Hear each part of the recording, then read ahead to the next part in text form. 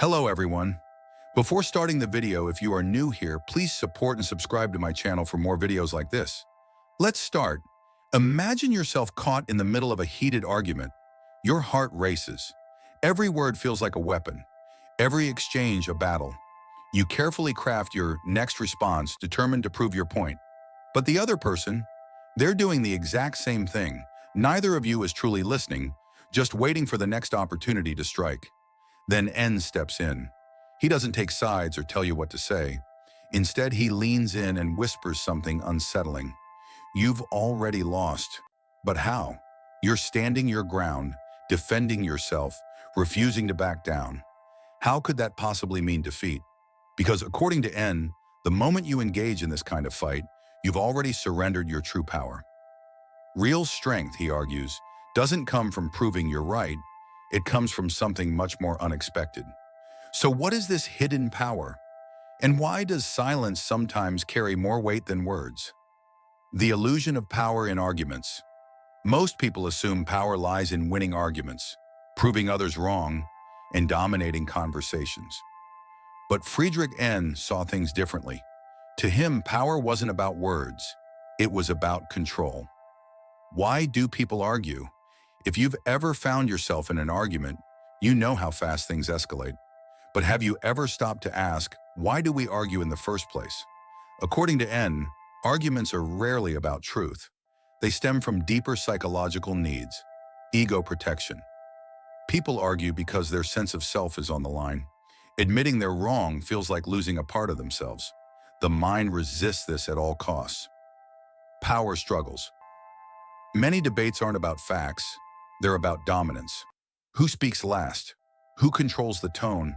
Who makes the other back down? Social validation.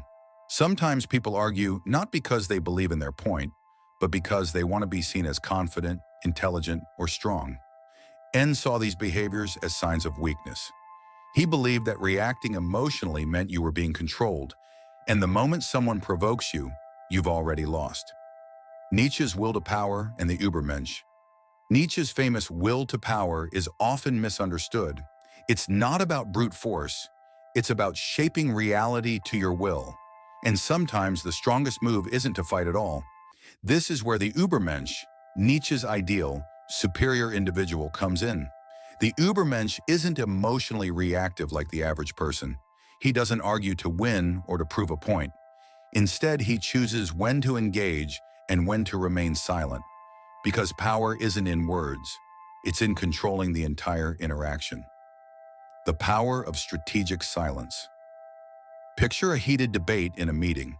One person is loud, aggressive, desperately trying to prove they're right. The other remains calm, listening more than they speak. They don't get dragged into emotional back and forth, but when they finally say something, it's powerful, well-timed, and changes the entire conversation. Who truly holds the power?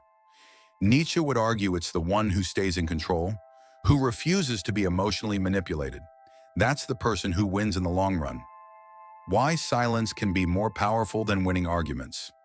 When used strategically, silence isn't weakness. It's a psychological weapon. It forces the other person to reveal more about themselves. It makes them second-guess their words. It creates tension, making people uncomfortable, which gives you control. The Übermensch doesn't just stay silent. He uses silence as a tool, a pause, a moment of restraint, a well-timed response that shifts the entire dynamic. This is why, in Nietzsche's view, real power isn't about arguing. It's about mastering the battlefield before the fight even begins.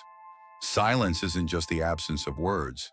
It's a tool, a weapon wielded by history's greatest minds in battles of intellect, business, and war. 3 figures who mastered this principle. Let's explore 3 legendary figures who embodied this philosophy: Socrates, Steve Jobs, and Miyamoto Musashi. Socrates winning without fighting. Socrates never engaged in traditional arguments. He didn't yell, attack, or force his point. Instead, he used a method so powerful that it still shapes intellectual discussions today: the Socratic method. Through strategic questioning, he led people to expose their own contradictions, winning not by arguing, but by making others rethink their own beliefs. Imagine this. A proud Athenian politician claims to be the wisest man in the city. Instead of outright challenging him, Socrates simply asks, "What is wisdom?" The man, eager to prove his intellect, begins defining it. But with every question Socrates asks, the definition falls apart. The politician, once so confident, now stumbles over his own words, realizing he has no true grasp of the very concept he claimed to understand. He boasts, but Socrates did not need to tell people they were wrong. He made them realize it themselves. He understood a fundamental truth. People don't accept what you tell them. They only accept what they discover on their own. This is the essence of silent power. Instead of engaging in pointless shouting matches, ask questions that lead people to question themselves. Steve Jobs' strategy, the art of controlled conflict. If Socrates dominated through questioning, Steve Jobs dominated through strategic persuasion. He did not avoid arguments, he orchestrated them. His leadership at Apple was not about debating every small detail, it was about controlling the larger conversation. Jobs had a simple yet powerful principle. You don't waste energy on unnecessary fights, but when something truly matters, you go all in. One famous example was his battle with his own team over the iPhone's design. Engineers wanted physical buttons. Jobs wanted a full touchscreen.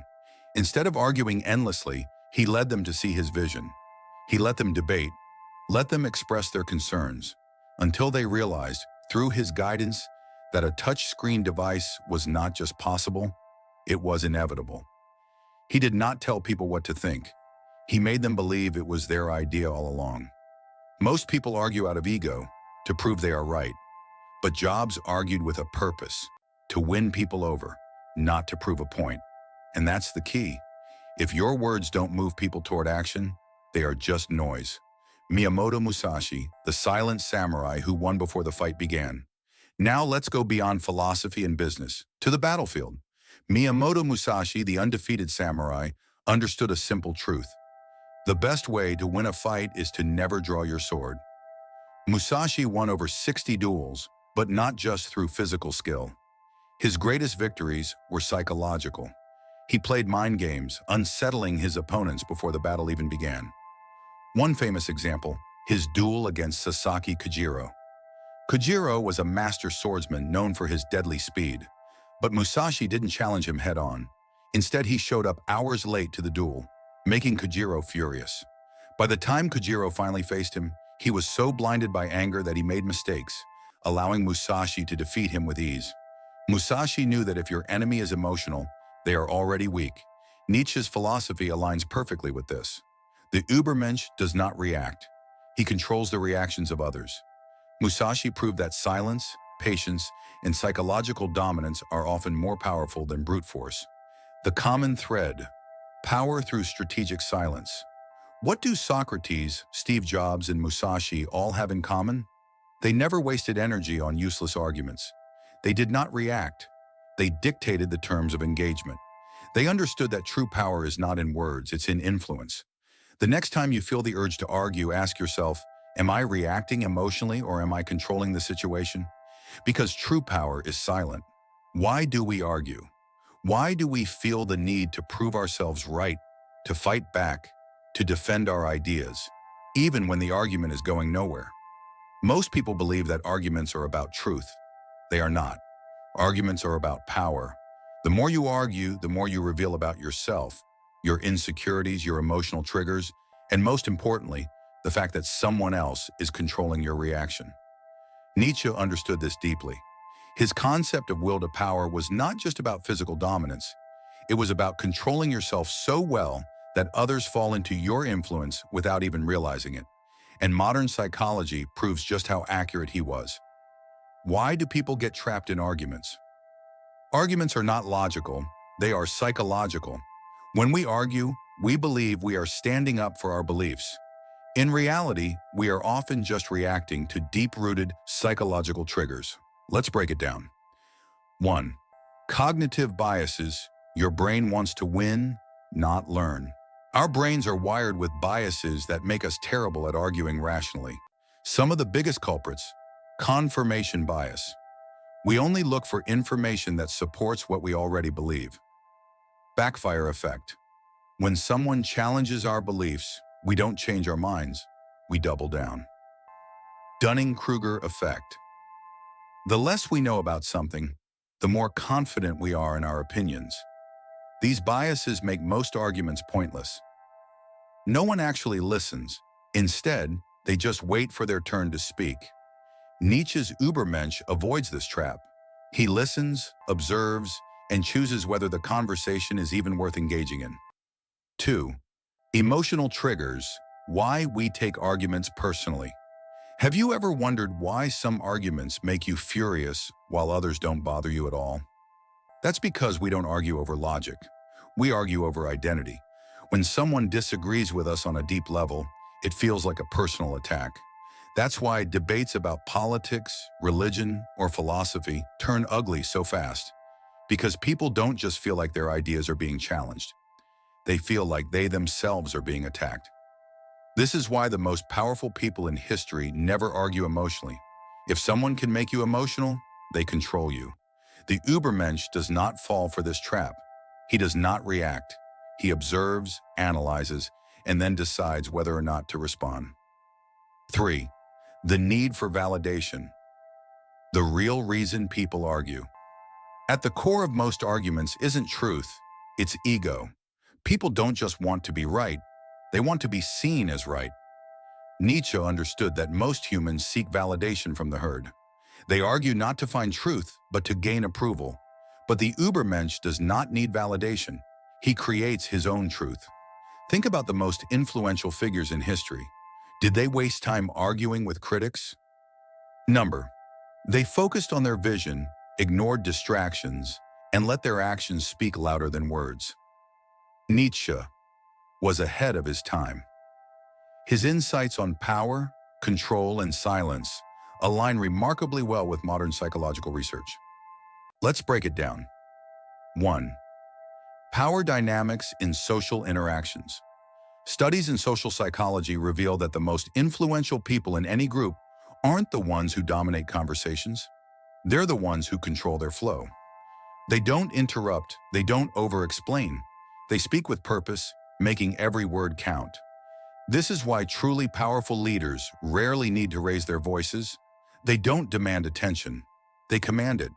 By mastering the art of silence, they create an aura of authority, one that makes people stop and listen the moment they speak. 2.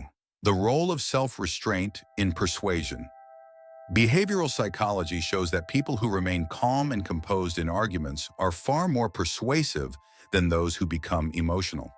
Why? Because we instinctively associate calmness with confidence. When someone stays in control of their emotions, we assume they must have a solid foundation, an inner strength that doesn't waver under pressure. This is why those who argue the loudest often seem the weakest. A final thought.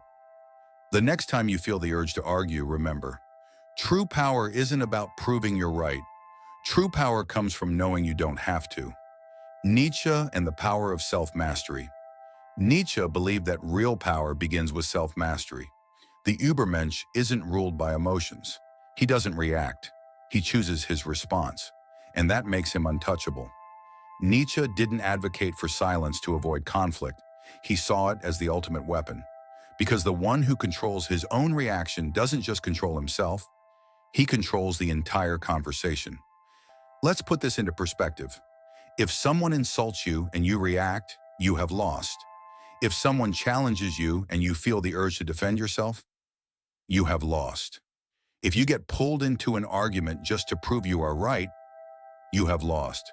But if you observe, stay calm, and respond only when it serves your purpose, you have already won. Nietzsche's philosophy is not about staying silent forever. It's about choosing your battles. Ask yourself, am I speaking because I want to, or because I feel forced to? Am I reacting emotionally, or am I in control of my response? Is this argument worth my energy, or am I just feeding my ego? Because true power, as Nietzsche saw it, is not in words. It's in the silence before the words. The pause that makes others lean in. The decision to speak only when it matters. And that is the silent trick that gives you power. The balance. When to speak and when to stay silent. Silence is powerful, but does that mean you should always stay silent? Silence can be a weapon, but wielding it indiscriminately can be just as foolish as speaking without thought. If silence were the only path to power, then history's greatest minds, philosophers, revolutionaries, visionaries, would have remained unheard. Yet they spoke, because real power is not in avoiding conflict, it's in knowing when to engage and when to hold back. Nietzsche's will to power, conflict as a path to mastery. Many misinterpret Nietzsche as an advocate of withdrawal, of detachment from struggle. But his concept of will to power was never about passivity. It was about domination, growth, and self-overcoming. Power is not in silence alone, it's in control. Avoiding conflict completely is not wisdom. It's fear disguised as restraint. Mastering conflict does not mean rejecting it. It means using it as a tool. The Übermensch does not argue over petty things, but he also does not run from necessary battles. He knows that conflict can be a crucible for strength. Why do most people avoid arguments? Because they're uncomfortable. But Nietzsche understood that discomfort breeds strength. He saw struggle as necessary, not as something to be avoided. The strength of challenge. Weak thinkers avoid challenges. Strong thinkers welcome them, because challenge forces refinement. Imagine a warrior who never enters battle. A blade that is never tested against steel will never be battle-ready. In the same way, a mind that is never challenged remains dull, weak, and fragile. Without intellectual conflict, your ideas remain untested. Without struggle, your convictions remain hollow. Think about the boldest thinkers in history. Galileo was condemned for challenging the church's view of the universe. Socrates was sentenced to death for questioning conventional beliefs. Nietzsche himself was dismissed as a madman in his time. Yet today, their ideas shape modern thought. Their power did not come from silence. It came from choosing their battles wisely and engaging in necessary conflict. Arguing to prove versus arguing to shape reality. There's a critical difference between arguing to prove you are right, arguing to shape reality. Nietzsche understood this. The greatest leaders, philosophers, and visionaries don't avoid arguments. They use them strategically. Consider, Socrates did not attack others' beliefs directly. He questioned them until they collapsed on their own. Nietzsche's writings were designed to challenge, provoke, and shake people out of their mental complacency. Steve Jobs didn't avoid conflict. He used it to push people beyond their limits and drive innovation. Powerful people don't argue for validation. They argue for transformation. They don't fight to win debates. They fight to shape the world in their vision. The Übermensch does not argue to satisfy his ego. He argues with purpose. When to engage versus when to stay silent. Engage in an argument when it sharpens your thinking. It reveals deeper truths. It pushes you or others to grow. It shifts power in your favor. Avoid an argument when you are just defending your ego. The other person is not open to change. It's a pointless emotional battle. Your silence itself is a power move. Arguing without strategy is weakness. Arguing with precision is power. Nietzsche was not afraid of arguments. He embraced conflict, but on his own terms. If an argument makes you weaker, avoid it. If an argument makes you stronger, engage with it. If an argument is just a distraction, ignore it completely. If conflict makes you stronger, it's not something to be avoided. It's something to be mastered. True power lies not in silence alone, but in knowing when to speak and when to stay silent. The power of words.